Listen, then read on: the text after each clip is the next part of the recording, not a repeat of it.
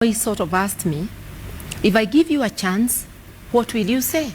I told him, I'm not going to tell you what I'll say, but I will assure you that I'll give you your due respect as head of state.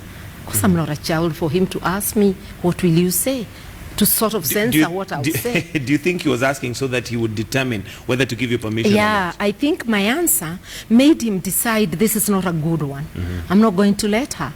So he told me we will see, but his body language told me I'll not. Actually, from he looks a little bit uncomfortable after you finish the conversation. Yeah, so his body language told me I'll not give you. So very quickly, I told myself, denied me a chance, I will not listen to him, because there's no law forcing you to listen to a head of state, and respect is two-way. I've already shown respect. There's no other opposition MP who was present. I'm the only one who came to meet him.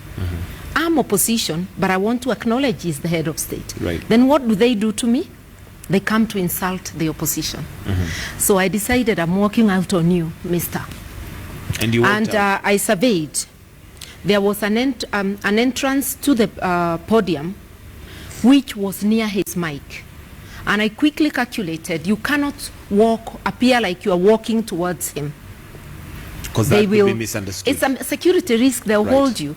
And I saw another little entrance on the side, but on the front. So he's walking to go to the podium, and I grabbed my bag. I didn't walk out of the KANU chairman. I grabbed my bag, and I so you walked out as His Excellency is was rising to talk. I'm also parallel, walking out. Then I go to in front of the podium and I give him the DP salute. Because people must know that multi-party is legitimate. Because their behavior was trying to reinforce like we are still in the one-party state. Right. And I'm saying you can't do this. So I don't have to talk, but I can act. So first I affirm with the DP salute, because we are totally legit. And then I walk out. And the DP supporters followed me, but after like 200 people had come out, they realized the stadium could be empty. They closed the gate where you saw me exiting, because people came and then we walked to the town. One might argue and say that that was just a tantrum that you were throwing, you know, given that you were not given an opportunity to speak. So if I won't speak, let me go. You can call it a tantrum, but it worked miracles. From Kirinyaga, Moi went to Meru. He did not repeat what he had done to me. He gave Honorable Mwiraria then and Honorable Kiraito a chance to speak. From there he went to I remember Western Kenya, and he gave the opposition MPs. That was a turning point. Moi never again in his meetings marginalized or tried to ignore the opposition. It was a turning point. So I did it. Now, what was your relationship with Moi at that time? Was it cordial? Oh, it was so cordial, because his chopper had landed at Kirwea Girls, where we were all waiting for him. And he addressed the students, and he cited me as a role model. You know, he was very happy, because opposition those days used to boycott government functions.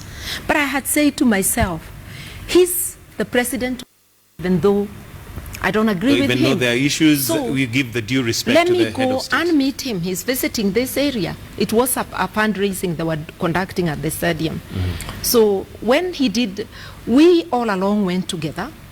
But when they went to the DC's house with the KANU people, I didn't go there, because you got to give them time to brief themselves as KANU. I'm not KANU.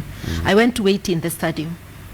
And I was given a nice place to sit in the front row with them, because I was telling the State House, the lady, the protocol lady, I asked her, have you seen any other opposition MP here? You got to give me a good place. So I was sitting in a prominent So at least you needed the respect also as an opposition leader. Yes, yes. So failing to give me, I cannot make noise in a rally that is not mine, whether it's presidential or any other.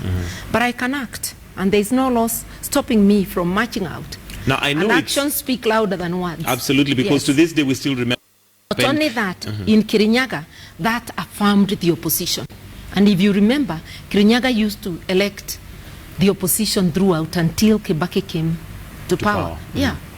Okay, and of course, I know it's a long time ago, but had you been given the opportunity to speak, what did you want to say? I would have told of the KANU chairman, reminded him that the constitution allows multi-party and that it is important to respect all the political parties. Yeah. Okay. Let's swiftly move on, and then you, in politics, you even went to a point where you felt that you wanted to go for the top seat. I still want to go for the top seat. Are you doing that in 2017? Yeah. You will go for the top seat? Yes. Okay, we'll come there. And, well, wasn't the loss that you suffered last time an indication that maybe it was too early, and secondly, maybe it is not time for you to be the president? Ask Uhuru. Ask any leader who has made it. That's how it starts. He started as MP for Gatundu. He could not get the Gatundu seat. Then he got nominated to parliament, got made a minister, had a stab at the presidency. It did not work. It later worked. And it's not just Uhuru, it's many leaders. You see? Ask Bill Clinton. Or even Barack He Obama. tried as, no, Barack Obama got it the first time. But Bill Clinton lost a re-election in Arkansas. And he went around finding out why, came back and later won the presidency. So I would say that in life, you cannot expect that everything will go your way all the time. I actually sat down and I said, I had had 4 successful elections as a member of parliament. I shouldn't cry too loud for losing one election, because every time you win, else loses. True. So there are lessons in losing.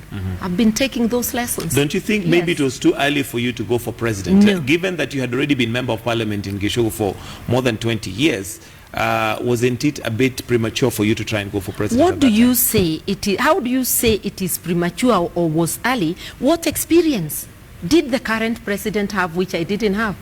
He had been a elected member of parliament only once. The previous time he was nominated. So what gives people the right to say when it's a woman, it's too early? You see, these are the differentials. I felt ready, and I know I was ready. People didn't think so. You respect that. Okay. You see? Okay, but because I was going to say it's the you, figures, it's the numbers. I can assure you, I was as ready as they come, and I can sit here, look at you straight in the eye, and tell you I would be doing better as president. Okay. Yeah. So do you see yourself as president of Kenya one day? Yes. Yes. And you agree, you think that Kenya is ready for woman president? Looking at even the third gender rule, which has taken so long to take into effect, despite the fact that it is entrenched in the constitution, do you think we are ready for woman president? We are always told, do you think we are ready? It's the same question I was asked when I ran for Gichugu. And I was told that Central does not elect women. I was elected. And in the same election, another woman was elected in Nyandarua. Naysayers will always tell you, oh, it's not ready, it's not this. Those are not the issues. The issues are not the gender. The issues are whether the candidate has plausible policies and has sufficient knowledge of what the job they are looking for requires. Okay. And even though people may not see it that way, until the waters are tested, we will never say it is ready. Now, I don't think women can be asked. Isn't it premature for you to run for a parliamentary seat? So we need to conquer this thing of presidency to just get those words out of the naysayers' lips. Okay. Yeah. So why do you think you did not make it as president? A combination. You know, the last election was not only a money election, but there was, just like today, pervasive use of state resources. The Jubilee team was given the facility by Kibaki to use the state resources. They were sort of like in control even before the exit of Kibaki. And if you're using state machinery, then it means the playing field is not fair. And if also you are able to capture the media, because even today, the media is largely under capture. You see? What do you mean by that when you say the under capture? I say under capture because if you're going to be watching your bottom line to decide whether a story is feasible, and if journalists are going to be sacked for expressing themselves like happened in the nation, and like is happening with many people getting sacked, you are under capture, you know, because what it means is that every media house will be looking over its shoulder because the greatest revenue you earn in advertising is from the government. So the media gets arm twisted. And it's so sad that the days of the new constitution is when the media is getting twisted more. During the days of KANU, when we were agitating for political pluralism, the media was so bold. The Nation and Standard were partners of civil society and the rest of Kenya in agitating for political pluralism. What I see today is self-censorship. Even when the government has done wrong, there will be no commentaries. For instance, today, corruption is so pervasive. I actually believe that there has never been corruption on this scale. Remember, the economy has grown. So there is much more money. And that money is being dished out, like we saw in the Kabura affidavit. And that's just one ministry. There are many others we don't But know. how does the media come in that? Because there are government machineries that are meant to deal with that. No, the media comes up in enlightening people, making commentaries, making informed discourse, encouraging informed discourse. What I see now in the newspapers, issues of corruption are given third, fourth page. There will be one bold headline one day, then it will be relegated. Really? When it is government. With the NYS scandal, it has taken front page for almost 2 weeks. When it comes to the Eurobond, it was the same thing. When the affidavits came, yes. Then thereafter, like now, matters about the government irregularly paying and releasing, they now become headlines. They've already gone to the... So and you I think remember media is the media, compromised? wittingly or unwittingly, largely under capture.